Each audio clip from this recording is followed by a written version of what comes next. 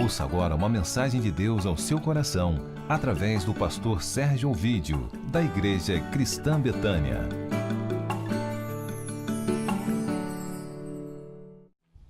Lucas 19, 28. Encontraram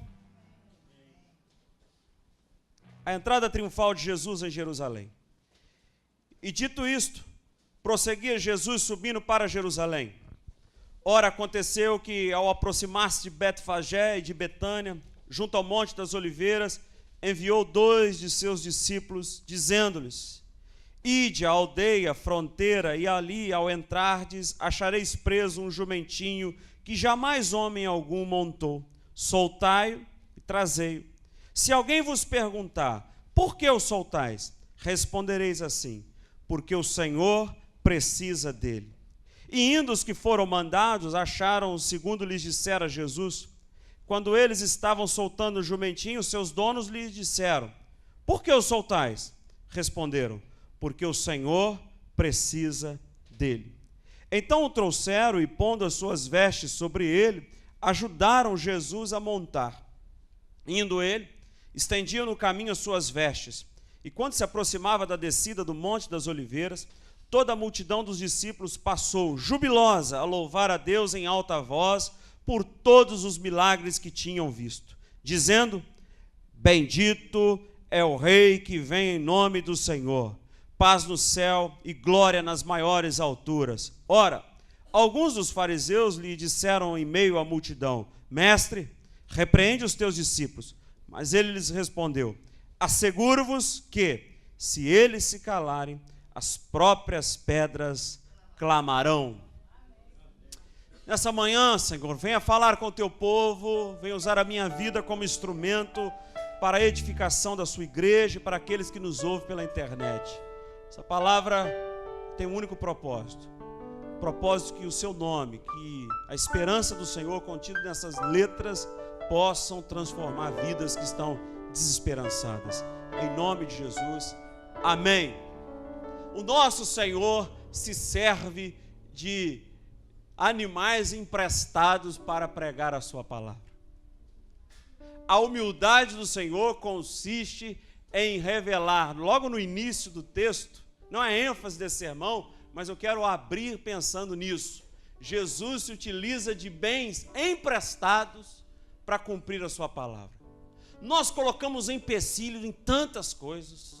Nós reclamamos tanto: não temos, eu não tenho oportunidade, nosso espaço é pequeno, estamos no 11º andar. A gente coloca tantas limitações e fala como um tapa na minha cara. O Senhor se serve de um jumento emprestado, nem registro do IPVA estava no nome dele, era emprestado. Esse é o Senhor que você serve. Esse é o Jesus que não tinha lugar para reclinar a sua cabeça, e a palavra está sendo, por muitos que nós estamos ouvindo, a palavra está sendo vendida como um mercado, com preço barato, que Jesus vai nos dar tudo isso. E ele usou um jumento, filho de jumenta, claro que para associar com a palavra do profeta, para que os seus seguidores logo pensassem: esse aí é o Messias, esse é o Salvador. Já está enviando uma mensagem, já está proclamando que ele é o justo, o que vai transformar a nossa realidade, se fazendo de bens que nem eram da sua propriedade. Jesus também tinha os seus discípulos ocultos, os seus amigos que ele poderia contar, embora não estivesse tão aparente, tão à mostra. Discípulos que não eram da evidência. Vai lá e pega emprestado. E se perguntarem: olha, o que vocês estão fazendo? Por que estão soltando o jumentinho? Qual é a senha? Jesus já usava senha naquela época. O Senhor precisa dele. Essa é a senha. Tem muitas senhas no final da vida de Jesus. Olha, vocês vão encontrar um homem com um cântaro no meio do templo, no meio do pátio. Vocês vão dizer para eles: o mestre quer cear na sua casa. A senha é um homem com cântaro. E aqui mais uma vez, um discípulo oculto. Gente que estava ajudando Jesus, que estava ao lado do Senhor, que eram amigos e que falaram assim: conte conosco. Nós não vamos estar na evidência, nós não vamos aparecer, mas estaremos do teu lado. E Jesus falou: vocês vão descer, vocês vão encontrar preso um jumento que jamais homem algum montou. Soltai, trazei. E se alguém parar e perguntar: por que o soltais? Vocês vão responder: o Senhor precisa dele. Você também tem esses amigos, essas pessoas que estão ocultas, mas você sabe que é possível contar, que basta uma ligação, que elas estarão do teu lado, porque sabe a nobreza da sua atividade, sabe a nobreza dos seus sonhos, e o Senhor pode contar com essas pessoas, que não estão nos relatos dos 12 discípulos, que não aparecem nas pinturas de Leonardo da Vinci, mas eles estão ali, prontos, como mulheres, como José de Arimateia, como Nicodemos, que apareceu no final da sua vida. Isso deve ser muito simbólico para nós. A gente tenta sempre estar na evidência. Meu nome tem que ser exaltado. E o Senhor está aqui mostrando que existem pessoas com fidelidade, por trás da cortina. Não está aparecendo, mas eles foram fundamentais. Outro ponto importante do início do texto é que os discípulos ajudam Jesus a montar no jumento. O Filho de Deus também precisa de ajuda até para montar num jumentinho. Eu sou da roça e consigo subir num cavalo sem botar o pé no estribo, só pulando. Mas isso é o quê? A gente vai aprendendo técnicas que a gente vai, elaborando. Com a prática, com a experiência, você vai conseguindo. Jesus, um jumentinho, gente, um jumentinho, é só fazer isso aqui, ó. O texto deixa claro que os discípulos o ajudaram a montar. Esse é o Jesus que você serve. Esse é o Senhor que não é nem um pouco triunfalista. Se serve dos seus discípulos para uma insignificante subida num jumento. Pensou nas pessoas que Deus tem colocado do teu lado? Não tente ser tudo o tempo todo. Não tente ser Senhor de todas as coisas. Tendo as suas limitações. E mesmo quando você perceber que é possível, deixe ser ajudado. Porque para Jesus era fácil subir naquele jumento, mas ele se deixou ser ajudado. Abra oportunidades, rasgue o coração, abra o peito. Mostra, eu preciso de ajuda sim, para subir num simples jumento. O Senhor precisa dele, o trouxeram, pondo as suas vestes sobre ele, ajudaram Jesus a montar. E aí ele segue para Jerusalém. Jesus sabe para onde vai. Tem os seus propósitos, seus objetivos, tem sonhos. E se não temos objetivos na vida, nós não caminhamos. A gente fica como o povo no deserto, rodando, 40 anos, porque a gente sabe, nós queremos chegar a uma terra prometida, mas não estamos preparados, e ficamos sem objetivos de vida, sem sonhos, e a gente vai peregrinando de um lado para o outro. Nós precisamos ter objetivos. O Einstein dizia: tenha um objetivo na vida e vá atrás dele, se dedique a ele, busque-o, porque você não vai caminhar se não tiver objetivos claros. Mas ter objetivos não significa ficar surdo diante dos clamores que estão ao nosso redor.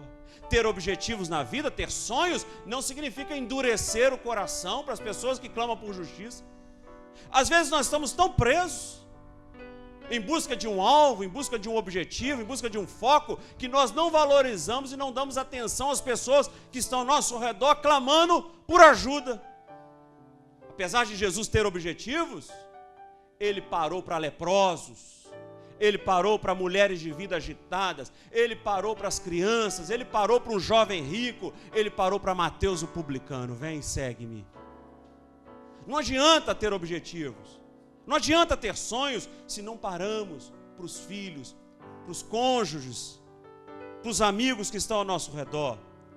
Não faz sentido ter sonhos buscar alguma coisa, se nós não apoiamos as pessoas que às vezes não têm condições de caminhar. Isso é ler a história. Às vezes existem pessoas ao nosso redor que não têm condições naquele momento de caminhar. É o nosso momento e a nossa chance de estender a mão e dizer: você vai caminhar conosco. Você está aqui hoje. Você está ouvindo essa palavra de esperança que vai te dar combustível para a semana inteira. Mas eu quero te dizer, existem pessoas que já desanimaram de caminhar. Existem pessoas que se afundaram, sucumbiram à desesperança e estão aí perdidas, sem objetivos, sem sonhos. Quem ama, para socorrer. Quem ama, estende a mão. Nós não temos que dar às pessoas aquilo que temos. Às vezes nós entramos nesse caminho furado, em preencher as pessoas, ou os amigos, ou os filhos, com as coisas que temos, para que eles continuem do nosso lado. Nós precisamos entregar às pessoas aquilo que somos. E Jesus está mostrando com esse gesto que tem amigos ao seu redor, não por aquilo que ele tem, porque ele só tinha um discurso, mas por aquilo que ele era. Então, às vezes, nós queremos preencher os amigos mostrando nossos bens, mostrando aquelas coisas que nós conseguimos construir. Não, transfira a eles o que você é, que eles te busquem por aquilo que você é. Jesus parou para nós, Jesus parou para te convidar a seguir com Ele nessa caminhada. Jesus interrompe a sua caminhada a todo momento para que você possa prosseguir com Ele, para que você possa estar ao lado dele. Foi assim com a viúva em Naim. Tinha o seu caminho, tinha o seu trajeto, tinha o seu foco. Com a mulher Ciro-fenícia ele parou. Com tantas mulheres ele dedicou tempo.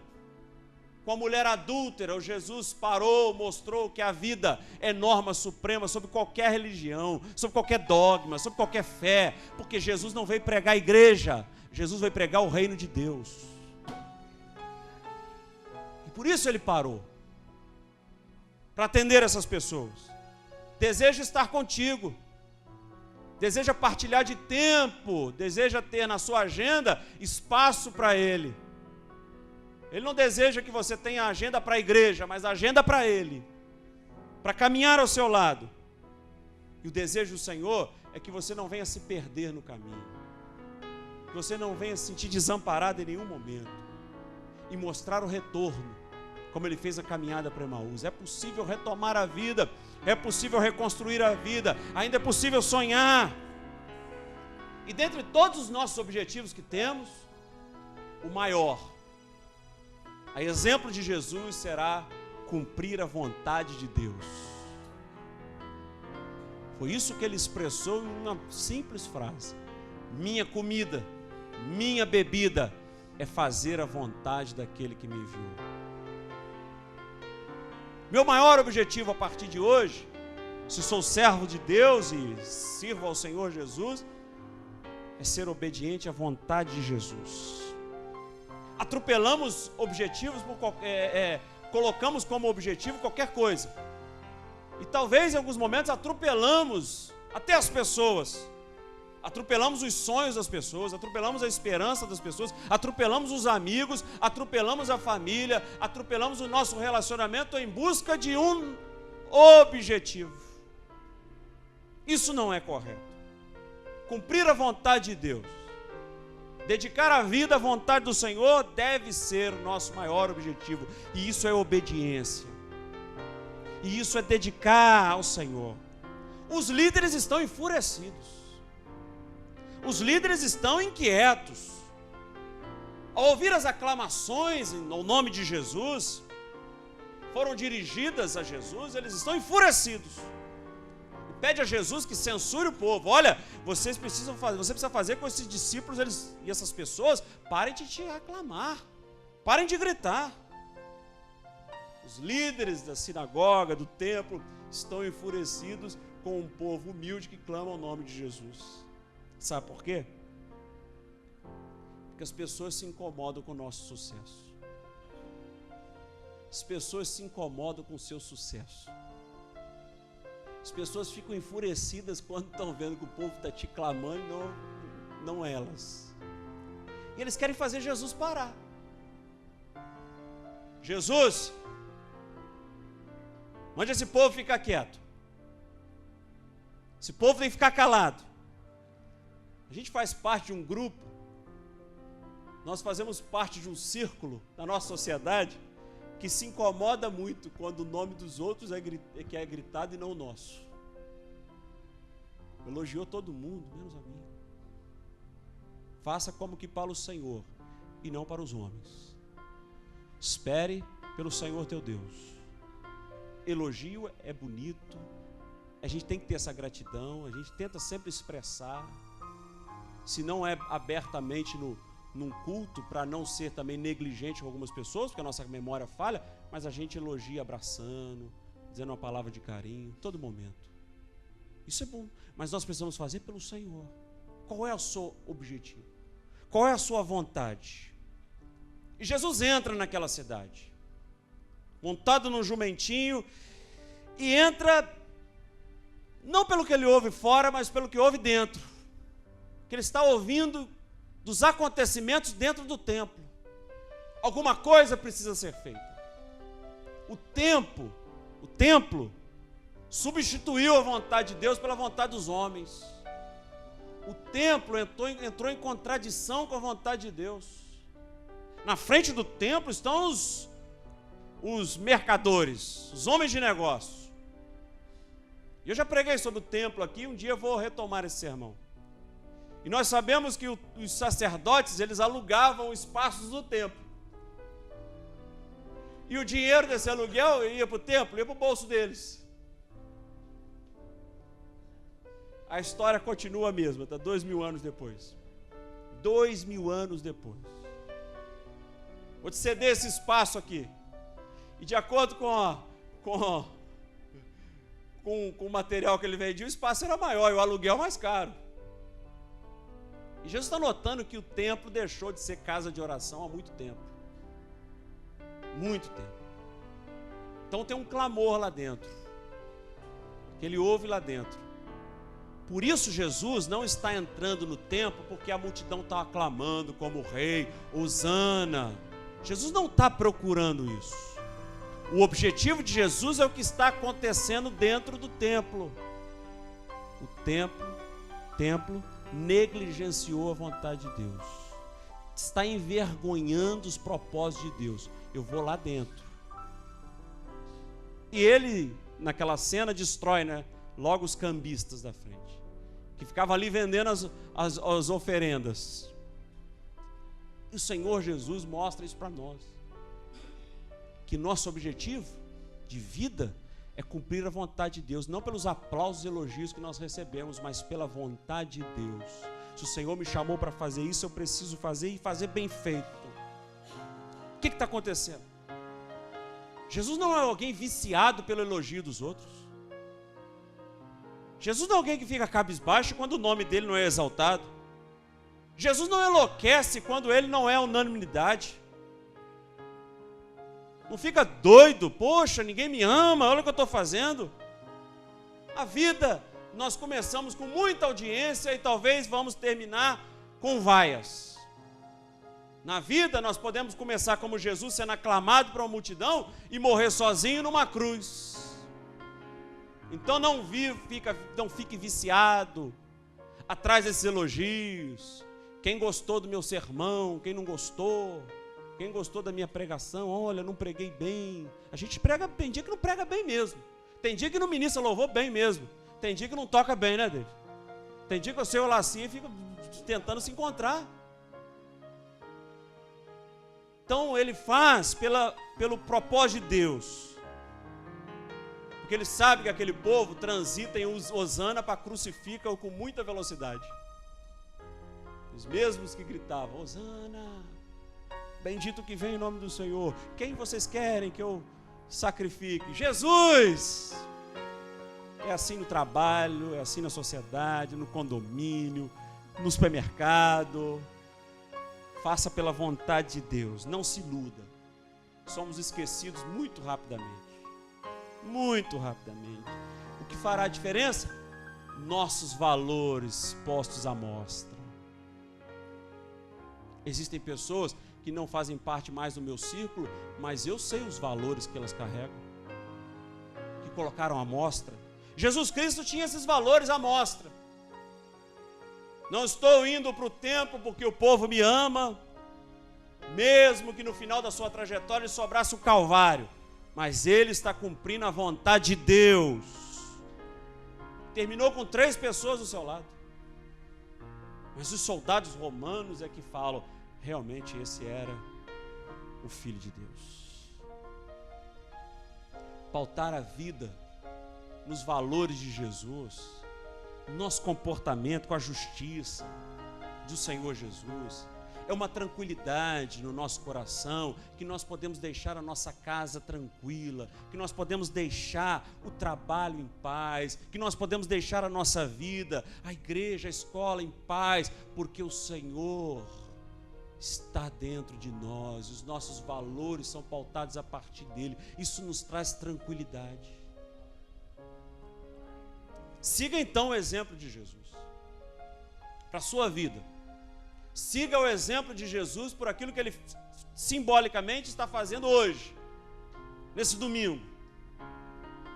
Siga o exemplo dele. Esse sermão está resumido no boletim, se você quiser depois ler.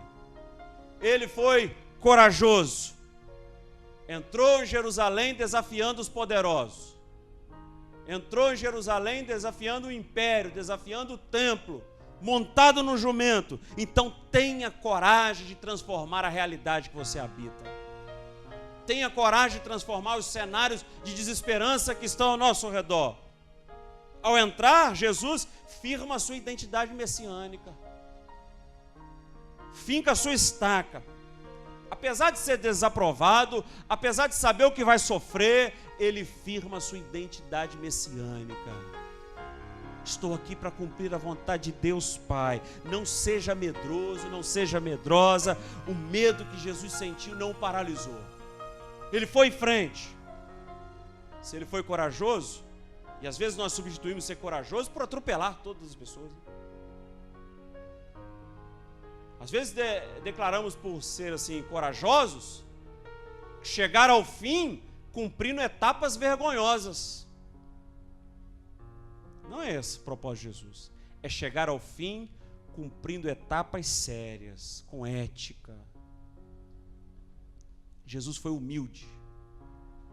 Entrou na cidade montado num jumento, com um monte de caipiras do norte de Israel, pessoal da Galileia.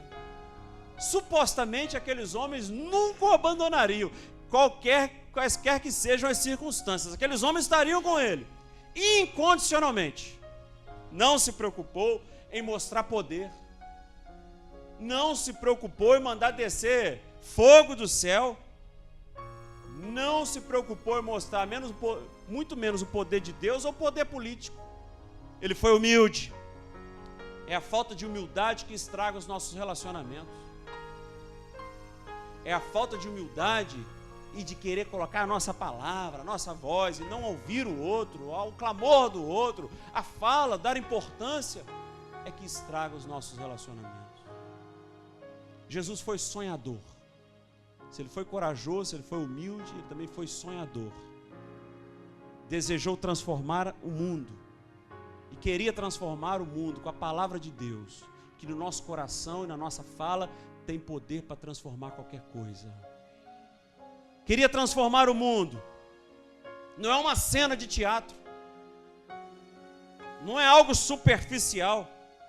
Entra com desejo de mudar Jerusalém. Nem que se fosse por 3 dias. E mudou Jerusalém por 3 dias. Mas nem que fosse por 3 dias, ele entra com esse desejo. Às vezes somos tão pragmáticos. Não vai dar certo, não vou fazer. Por quê? Deseje transformar a realidade. Sonhe com isso. Nem que seja por 3 minutos. Mas tenha esse gesto. Seja sonhadora, sonhador, e entre em casa acreditando que as coisas serão mudadas. Seja sonhador e acredite que filhos rebeldes serão mudados. Continue sonhando. Seja sonhador e acredite que as pessoas que te tratam mal, você pode encontrá-las em algum momento dizendo: Hosana, bendito ao Rei que vem em nome do Senhor. Creia, confie nisso, seja sonhador. Sonhe com a transformação da realidade. Jesus está entrando em Jerusalém hoje. Sonhou com a transformação daquele lugar. Sonhe você também. Sonhou em transformar o mundo com a sua palavra. Sonhe também, você é cristão. Você é uma cristã. Você é um pequeno Cristo nesse mundo. Essa é a natureza da palavra. Então sonhe com transformação da realidade. E com que valores nós estamos erguendo a nossa vida? Que valores nós estamos colocando à mostra? Que valores nós estamos revelando a vontade de Deus? A palavra de Deus no seu coração tem poder para transformar o mal no mundo. Aonde estiver ódio, que eu leve a paz. Tiver morte, eu leve a vida. Aonde estiver a incompreensão, que eu leve a compreensão. Essa é a nossa postura, são esses valores que nós precisamos proclamar. Que valores que você tem edificado a sua vida? Jesus nos chama nessa manhã a sermos corajosos, humildes e sonhadores. Sonhadores. E assim seremos pescadores de homens e mulheres e vamos transformar esse mundo a realidade de Jesus, com aquilo que Ele sonhou. O Senhor te chama nessa manhã a participar disso. No dia de Ramos, tomemos o rumo certo. No dia da entrada triunfal de Jesus, que a igreja evangélica tome o rumo certo. Porque a igreja evangélica está mais preocupada com os cavalos do imperador romano que estão entrando pela porta da frente do templo, do que com o jumentinho que Jesus está entrando nos fundos, nos bastidores do templo. Talvez a igreja evangélica do Brasil esteja assim: pô, senhor, tem esse jumentinho, olha o imperador, o cavalo, as cornetas estão sendo acionadas para ele. Não vamos mudar. Vamos mudar sim. Alguns dos fariseus lhe disseram em meio à multidão: mestre, repreende esses teus discípulos. Mas eles respondeu o quê? Asseguro-vos que, se eles se calarem, as próprias pedras clamarão. Jesus está dizendo que Ele espera a nossa cooperação. Ele deu a nós essa missão. Mas se a gente não fizer, vai ser feito de outro jeito. Se eles não clamarem, as pedras clamarão por eles. Eu quero chamar a sua atenção para essa fala. As pedras clamarão. Lembra o que ele falava de Jerusalém? Porque não ouvides a minha voz, não ficará pedra sobre pedra. As pedras de Jerusalém realmente clamaram. As pedras de Jerusalém realmente gritaram, amontoadas umas sobre as outras, destruído totalmente o templo. No ano 70 depois de Cristo, exército do imperador romano Tito arrasou Jerusalém, destruiu Jerusalém e consequentemente destruíram o templo, símbolo máximo do judaísmo. As pedras clamaram naquele dia.